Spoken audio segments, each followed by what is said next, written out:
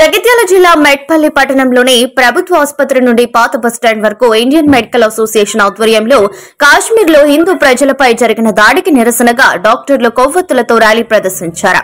ఈ సందర్భంగా ఐఎంఏ అధ్యక్షుడు మాట్లాడుతూ జమ్మూ కాశ్మీర్లో ప్రజలపై ఉగ్రవాదుల దాడులను తీవ్రంగా ఖండిస్తున్నామన్నారు. కేంద్ర ప్రభుత్వం ఉగ్రవాదులను గుర్తించి కఠినంగా శిక్షించి మరొకసారి ఇలాంటి దాడులు జరగకుండా పటిష్టమైన చర్యలు తీసుకోవాలని కోరుకుంటూ మృతి చెందిన కుటుంబాలకు ఇండియన్ మెడికల్ అసోసియేషన్ తరపున సానుభూతి పలుకుతున్నామని అన్నారు. Condemning the brutal attack by the terrorists at the Kashmir, the Pahalgam place, we totally condemn, and we support the government and the Indian Army. We have faith in our army as well as our government. We encourage our government and our national leaders and our Indian Army and all parts of the army to take a firm decision against the culprits who should not be in a position to think about such incidents in futures. For such that we will stand with the government and the people of India, and we convey our condolences to those people who have lost their family members. We are stand with unitedly with all people, all religions, all castes and every language of this country.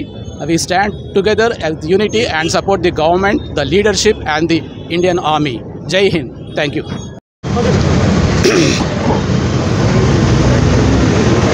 నిన్న మధ్యాహ్నం 3 గంటల ప్రాంతంలో పెహల్గాంలోని బైసరన్ వ్యాలీలో బైసరన్ లోయలో అనామకులు, నిస్సహాయులు, నిరాయుధులైనటువంటి భారతదేశ పౌరులను, ప్రత్యేకంగా హిందువులని అమానవీయంగా తమ తుపాకులతో జల్లెడబట్టినటువంటి ఆ రాక్షస మూకను, ఆ యొక్క హేయమైన చర్యను ఖండిస్తూ ఈరోజు ఇండియన్ మెడికల్ అసోసియేషన్ మెట్పల్లి శాఖ తరఫున మేము శాంతియుత ర్యాలీ చేస్తున్నాం. ప్రతిసారి జమ్మూ కాశ్మీర్లోనే ఇటువంటి సంఘటన జరగడానికి కారణం ఏంటి? ముఖ్యంగా పహల్గాంలో, మిగతా దోడాలో కానీ, రాజౌరిలో కానీ, పూంచ్లో కానీ, నెక్స్ట్ సాంబా సెక్టర్లో కానీ ఎక్కడైనా కూడా తీవ్రవాద చర్యలు జరుగుతున్నాయి. అక్కడ ముఖ్యంగా జరిగే తీవ్రవాద చర్యలన్నీ కూడా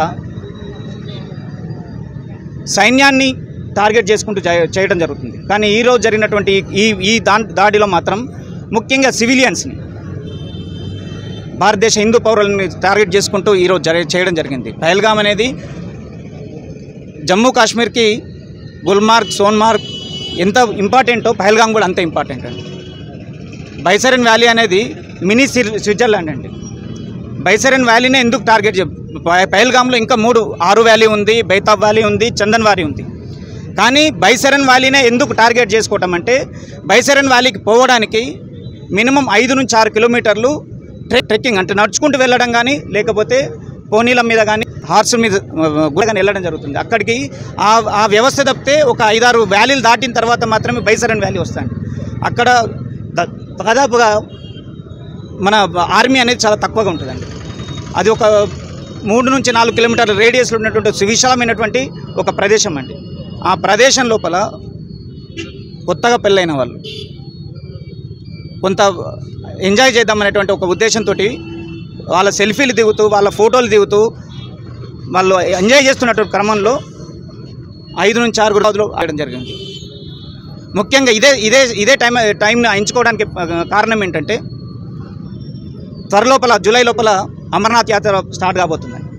అది స్టార్ట్ అయ్యేటప్పుడు మనం కనుక ఈ విధ్వంసాన్ని కనుక చేయగలిగితే, అమర్నాథ్ యాత్రకు పోయిన సంవత్సరం వచ్చినట్టు 5 లక్షల మంది కంటే ఈసారి వాళ్ళని రాకుండా చేయడమే వాళ్ళ ప్రధాన ఉద్దేశంగా కనబడుతుంది.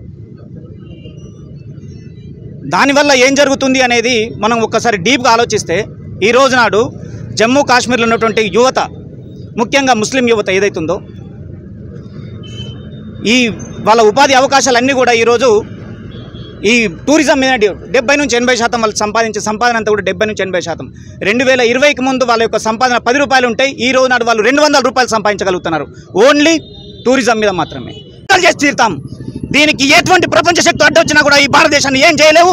దీన్ని మెట్పల్లి ప్రజల్ని ముఖ్యంగా మరి ఇంటికి ప్రతి ఒక్కరిని చూజీగా పెద్దవారిని చూజ్ చేసుకోవడము, మళ్ళీ మతపరమైనటువంటి విద్వేషంతో ఈ విధంగా దారుణంగా హతమార్చడం చాలా హృదయ విదారకం. అందరి మనసుల్ని, భారతదేశ ప్రతి పౌరుని యొక్క మనస్సుని కలిచివేసింది. ఇందుకు ఈ సందర్భంగా తప్పకుండా వారికి ప్రతిచర్య ఉంటుంది.